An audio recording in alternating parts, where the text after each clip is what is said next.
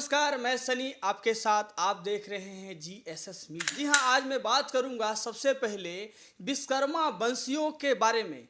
यह विश्वकर्मा समाज जो है कि सदियों से कश्मीर से लेकर के पूरे हिंदुस्तान में निर्माण ही नहीं बल्कि राज्य का अधिकारी भी रहे हैं। आज वही विश्वकर्मा वंशी में जो विश्वकर्मा पुत्र कहे जाते हैं, लोहार, सोनार, ठठेरा और बढ़ई, कुम्हार, ये पांचों जो लोग हैं आज बिहार में जाग चुके हैं। अध्यक्ष हैं भारतीय विश्वकर्मा महासंघ के, जो रैली ही करवाने वाले हैं फरवरी में। अभी उनकी रैली जो है कहां तक बात छिड़ चुकी है पूरे बिहार में, वो खुद बताएंगे। जैसा कि देखा जा रहा है कि आज हमारे पूर्वज भी, दादाजी भी ने वोट दिया, पिताजी ने भी वोट दिया, हम भी वोट दे रहे हैं, हमारे बच्चे भी वोट दे रहे हैं। उस वोट के बदले में आज तक समाज को क्या प्राप्त हुआ? आज इतने आज़ादी देश को मिले हुए 76 वर्ष हो गए। 76 वर्ष में देश को तो आज़ाद हो गया, लेकिन विश्वकर्मा समाज को सच में जो आज़ादी चाहिए था वो अभी तक नसीब नहीं हुआ है। इसलिए कोशिश किया जा रहा है कि समाज संगठित हो, संघर्ष करे और संघर्ष करके अपने मुकाम तक पहुँचे। गांधी मैदान में विशाल रैली का आयोजन किया जा रहा है। विश्वकर्मा के पांचों पुत्र एक साथ आएंगे और यही रैली, गांधी मैदान की रैली, विश्वकर्मा समाज का भविष्य तय करेगी। जो भी पॉलिटिकल पार्टी है, आज तक किसी भी पॉलिटिकल पार्टी ने विश्वकर्मा समाज के लोगों के हित के बारे में, उनके कल्याण के बारे में, उनके ऊपर हो रहे अत्याचार के बारे में विचार करने का काम नहीं किया। इसलिए आज पूरे शंखनाद के साथ पूरे बिहार के हर जिले में, हर प्रखंड में हमारे कार्यकर्ता घूम घूम के गांधी मैदान के रैली को सफल बनाने के लिए प्रयास कर रहे हैं और उसका प्रतिफल आपको 5 फरवरी को दिखेगा।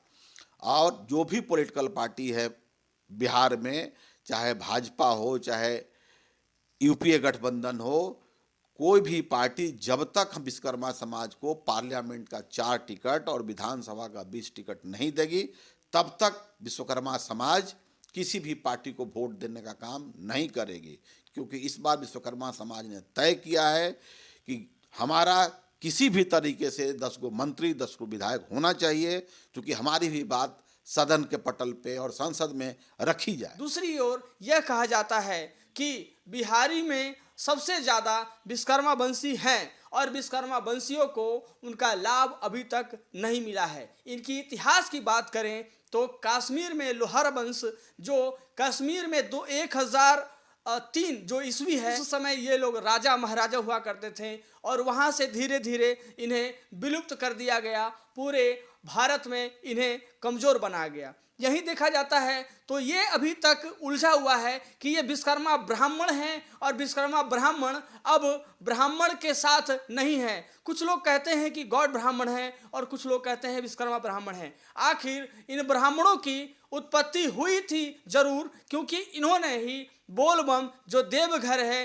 विश्वकर्मा जी ने निर्माण किया है और इनके जो वंशज हैं हर चीज़ का निर्माण किया। आज इनका समाज का निर्माण अधूरा रह चुका है। इनका कहना यह है कि राजनीति में हमारी भागीदारी नहीं है, शिक्षा में हमारी भागीदारी नहीं है, यहाँ तक कि इनकी जो व्यापार है छीन लिया गया है। आगे चर्चा करेंगे इनका क्या राय है मुकुल आनंद जी से।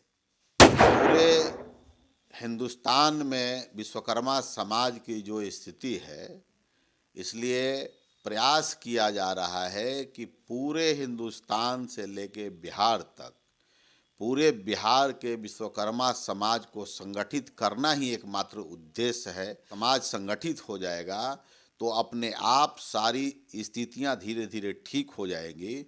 क्योंकि आज जिस तरीके का अभाव समाज में देखा जा रहा है, आज समाज के पास किसी तरह का कोई काम नहीं बचा हुआ है। जो भी लोग जाते हैं किसी तरह की कोई भी मदद करने के लिए, चाहे वो थाना में जाएं या मुखिया के पास जाएं या विधायक के पास जाएं, एमपी के पास जाएं, कोई भी उनकी बात को सुनता नहीं है। इसलिए समाज संगठित होगा, राजनीतिक भागीदारी ली जाएगी, समाज को शिक्षित करने का कोशिश किया जा रहा है। जब हमारा समाज शिक्षित हो जाएगा, संगठित हो जाएगा, राजनीति में भागीदारी होगी, आज आज़ादी के 76 साल बाद भी देखा जा रहा है कि हमारा एक भी एमपी नहीं है, एक भी एमएलए नहीं है। आखिर समाज के लोग अपनी दुख तकलीफ लेके जाएं तो जाएं कहाँ? समाज को संगठित करने के लिए हम लोग चले हैं। जब समाज संगठित हो जाएगा तो सारी चीज़ अपने आप ठीक हो जाएगी।